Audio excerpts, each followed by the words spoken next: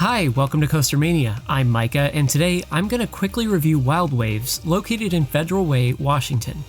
This park is one of the few parks that I can truly say I had a bad experience at so far.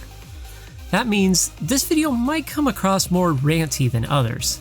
I don't usually like being negative, but I prefer being honest more than anything. Let's go ahead and dive right in.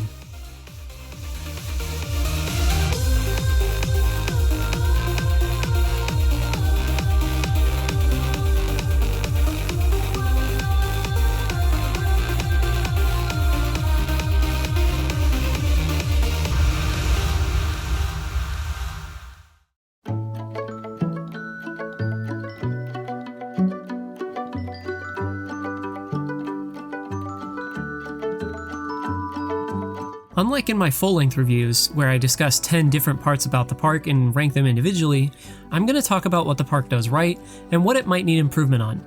Katie and I didn't entirely know what to expect coming to Wild Waves. We hadn't heard anything about this park and its coasters, so this really was a blind visit. Without further ado, let's move into this review.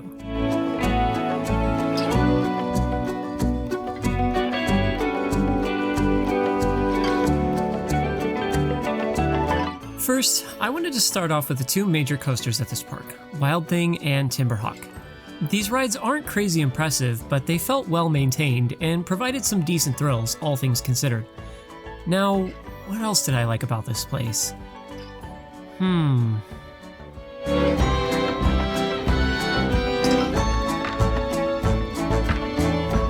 Look, I love all things amusement parks, but Wild Waves genuinely left me unhappy by the end of our visit. I've labeled this video as a rant of sorts, so let's rant. First, let's talk about the way the park is run. It just isn't. On a hot summer day, nearly half the rides were closed, with some of them not showing active signs of maintenance. The operations on the open rides were mediocre at best, and the food stalls, or stall, I guess, was run very slowly. I think we came across only one food stall in the entire park. There were areas in the park that looked like they were designated for a flat ride at some point, but were emptied out and had a few random tables put in their place. The landscaping here was lackluster. I mean, at least the grass was mowed. The pavement was in various states of disrepair. In fact, the park felt laid out very haphazardly. Things were just placed where they fit, with seemingly no afterthought. One of the flat rides, Timber Axe, seemingly had its name scribbled onto itself with a bunch of markers. We didn't notice this initially, but when we reviewed the photos that we had taken at the park, it was kinda clear. There were multiple speakers that were supposed to be playing park music, but some of them were cutting in and out. Some were just not working at all. Fortunately for me, I didn't try the food, but Katie did, and it did not seem like a good experience for her. It was a total gut bomb. When we sat down at one of the only seating areas available near the restaurant, the tables were a huge mess and hadn't been cleaned since the park opened. The park just had this whole air of being completely underfunded, shoddily put together, and completely disorganized. We skipped out on the water park entirely, and it doesn't seem like we missed much. I am not a fan of being packed in somewhere like sardines. The final point I need to raise was their reactions to us. Now, it should come as no surprise, but when we go to amusement parks, we get photos and videos of them. Crazy, I know. What the weird thing to me was how antagonistic the park was to our recording. Now, I can understand that social media influencers often overstep boundaries and are capable of causing trouble in all sorts of ways.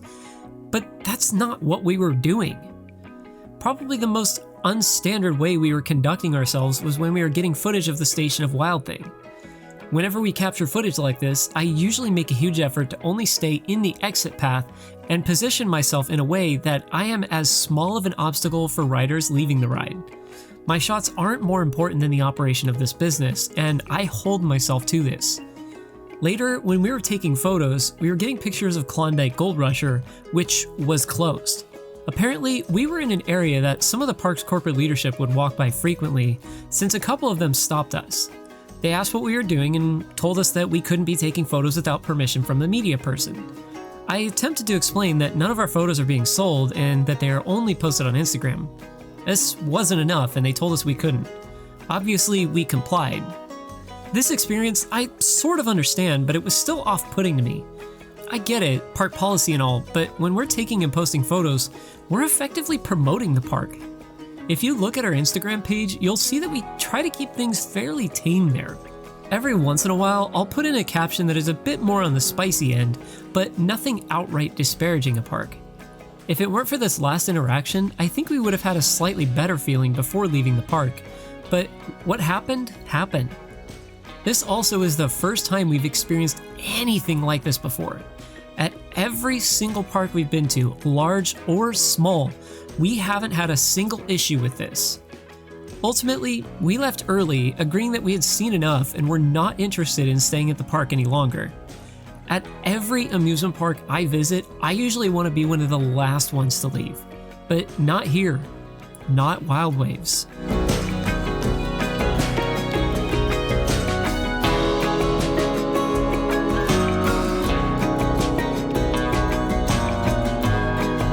What a catastrophe. After looking into this park a bit more, some of the experience we had makes a bit more sense, but not all that much. This park is in a smaller chain of parks that is shared by Magic Springs and Elitch Gardens. Apparently, both of these parks offer a somewhat similar experience. This truly is a disappointing situation, because this park could definitely be great if it was run properly. Heck, if nothing else changed but all the rides were open, this park would be way better. But that's not the park we visited, and that's not the park that this is. With all this being said, I'd rate Wild Waves a 2 out of 10. This truly was a bad experience, and I wouldn't recommend visiting.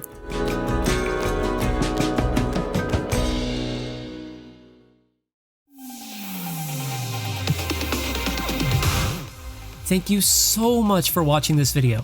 Don't forget to leave a like and comment below and hit that bell icon. Special thanks to our Patreon supporter, Future Collective. $1 a month helps me bring even more content to you guys, and I even have some exclusive content coming, so check it out. Check the description below to find links to the rest of our pages. Thanks for watching the video, and ride on, Coaster Maniacs.